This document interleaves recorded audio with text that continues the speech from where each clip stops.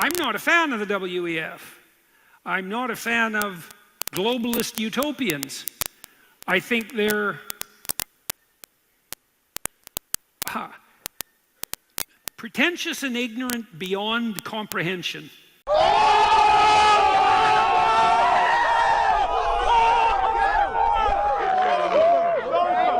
Shots fired by Dr. Peterson. Now, what ended up happening in this video is his wife asked him this question. Should we be worried about the WEF? Now, if you know about Dr. Peterson and you know about his feelings towards the WEF, you know that this question made him go off. And I would say that he went on a rant, but Dr. Peterson's too intelligent for rants. He goes into an eloquent dismantling of carbon emissions, why they're tracking your carbon emissions, what that could lead to down the road for all of us. He talks about the Canadian finance minister and her role in raising energy prices and gas prices. He talks about the impact that could have on the population.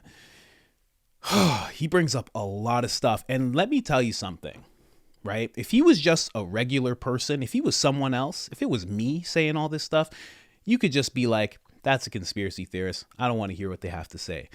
But it's coming from somebody who's is so intelligent, so respected, Dr. Peterson. So it's just all the more sweeter. And I'm going to actually go into what he's talking about, because he's not pulling these things out of the air. These are real things that are happening to all of us right now as we speak. So I'm going to go a little deeper into the things that he says. I was noticing the other day, this really, to be vulgar, pissed me off. I was on an airplane flying here, and I looked up some additional flights because my flight got delayed.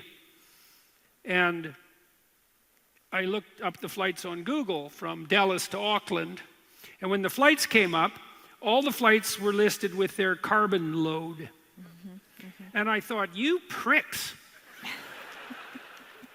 How dare you sell me something, airline ticket, and moralize at me at the same time? It's like, you're airlines, right? Yeah. You run planes? Yeah. Do they produce carbon? Yeah. Are you selling the tickets? Yes. But we want to make you feel guilty about the carbon. Well, no, thank you. Thank you very much. It's not just how dare they, it's why dare they. Why would you start putting the carbon emissions like that, right? I found this video from a gentleman named Chris Sky. Now, this gentleman is from Toronto, Ontario, in Canada, I believe, and he's been very outspoken about everything that was going on in the past 3 years. He's been very vocal, and he's been very right about the things that were being put in place. And he has a theory on this as well. Check it out. What's going on, everybody? Today I'm going to tell you something that's really going to scare you, and it should. The biggest part of the Great Reset that you're all missing is the carbon credit scam. And what is the carbon credit scam? This is where they're telling you where they want to monitor, track, and trace every so-called kilogram of CO2 that you emit. So how do they plan to do that? Well, first of all, they got the new first MasterCard in the world that is going to show a carbon allowance for every single purchase you buy. When you buy food now, if it's vegan, it's going to show you this nice low score of only 1 kilogram, 1.3 kilograms of CO2 per serving. If you go to a restaurant, even an Italian pizza place, they're going to show you the amount of CO2 for your dish. Every single thing you do is going to be tracked. Why? Because they want to put limits on how much you can spend monthly. Now, I do say that this is a theory, right? Because I can't verify everything that he's talking about. But he has been pretty spot on in the past, and his line of thinking is going along with what Dr. Peterson is about to say throughout this video. So just wanted to put that out there. The only thing I could really verify towards what he was saying was something called I believe it's called the Cap and Trade Program. It's something that's going on in the US, in Canada, as well as China, Korea, and different places in the world, as well as in Europe. It seems like it's just kind of for businesses right now, where businesses have an allowance of how much carbon they could emit. And that seems like a pretty valid thing, you know, like a big construction, or not even a big construction, like a big factory will only be able to, you know, have their smokestacks go up so much before they're like cut off, kind of thing. But it does seem like something that they could present to people in their personal lives eventually. Now, do I know that for sure that that's going to happen? No. I just like to give you guys a very leveled view of everything. I don't like to just jump into one thing and get all tinfoil hat or get all dismissive about things. I like to just kind of be leveled about it. So just wanted to let you guys know that. And all I see in that is, well, what's the next thing? Well, the next thing, obviously, is there's already a bank. I think a bank in Australia announced this 2 weeks ago. This is what they're offering you. You want to save the planet? We'll send you a report every month that details out the carbon load of all your purchases. It's like, oh, good. You're going to track what I buy, and you're going to associate each of those purchases with planetary scale damage. And you don't think that's going to go wrong. Because what's the next step? It's like, well, that's easy. So we hierarchically rank your purchases by degree of hypothetical planetary damage, and we tax you. And you think, well, they won't come for your car. It's like, oh, not only will they come for your car, they already have. The European Union announced, and so did California, but we'll talk about the European Union. I think it was 2 weeks ago, what no internal combustion cars allowed to be sold in the European Union by, I think it was 2035. It's like, this is utterly insane. But like I said, you peasants, what makes you think you have a right to a car?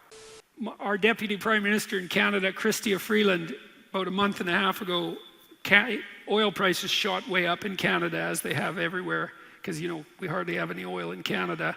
We have an oil sands deposit in Alberta that's bigger than Switzerland. It's like, there's no excuse for a shortage of oil in Canada, or anywhere for that matter. Chrystia Freeland said, well, it's a good thing that gasoline is much more expensive in Canada, because then when the ordinary person fills up their automobile, they'll be reminded of just how important climate change really is. It's like, well, thank you very much, Chrystia.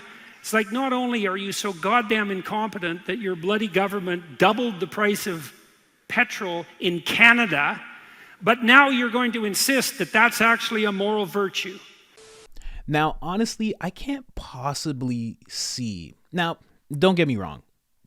Government, incompetent. They're just people. So, of course, they're going to be incompetent. They're going to mess up. They're going to lie. They're going to do all sorts of things behind closed doors and right in front of our faces. But when it comes to this, when she's talking about climate change and how it's a good thing because it reminds people, but then also she's a part of the World Economic Forum, well, that just shows me that she's kind of in line with their agenda, and she's making sure that their agenda is getting executed within Canada.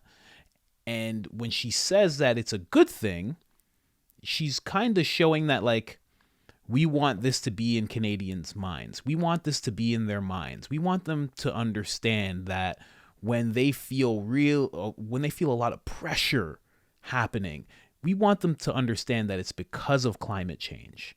It's not because of us. It's because of climate change. And then obviously they're going to be the ones to give everybody a way out. It's not just going to be, you want to help the environment. It's going to be, you want to alleviate some of this pressure that you're feeling? Because we can help you with that. You know how we've been tracking the carbon? You can see everything.